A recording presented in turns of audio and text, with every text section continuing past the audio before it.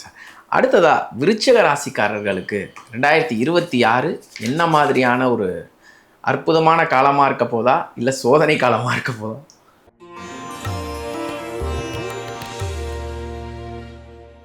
இல்லை சார், விருச்சிக ராசி நேயர்களுக்கு அது தொழிலாகட்டும் வருமானமாகட்டும் இல்லை ஏதாவது ஒரு ஆப்பர்ச்சுனிட்டி கிடைக்குமான்னு எதிர்பார்த்தவங்களுக்கு கூட அவங்க எதிர்பார்த்த அந்த பிளான் கரெக்டாக மாட்டோம்.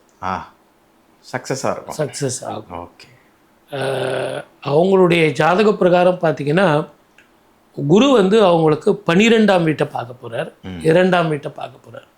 வீட்டுக்கு பார்வை இல்லை, ஆனால் 12ஆம் இடங்கிறது செலவு. இப்போ செலவுன்னு வச்சுங்க சார், இப்போ நீங்கள் கூட பேங்க்கில் போய் லோன் கேட்குறீங்க, உங்களுக்கு அந்த ஸ்கோர் இருந்தால் தானே தருவாங்க. ஆமாம், சிபில் ஸ்கோர் இருந்தால் தான் தருவாங்க. வேணும் இல்லைங்களா? ஆமாம். நீங்கள் சொத்து வச்சுருந்தீங்க சார், சிபில் ஸ்கோர் இருக்கா? கண்டிப்பாக கேட்பாங்க. அப்போது இவங்களுக்கு அந்த சிபில் ஸ்கோர் இருக்குது, அதுதான் குரு பார்வை. 12ஆம் வீட்டை பார்க்குறான். 12ஆம் இடம் என்பது விரயம். கடன் கேட்டால் கூட தருவான். அப்போ கடன் கேட்டு என்ன பண்ணலாம்?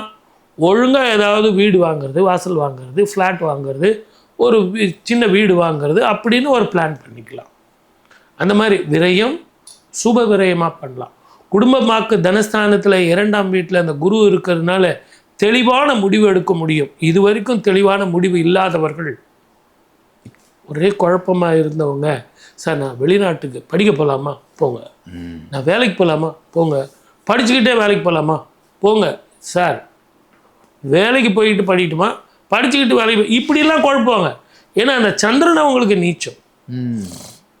எப்படியோ ஒன்று வெளிநாட்டுக்கு போங்க.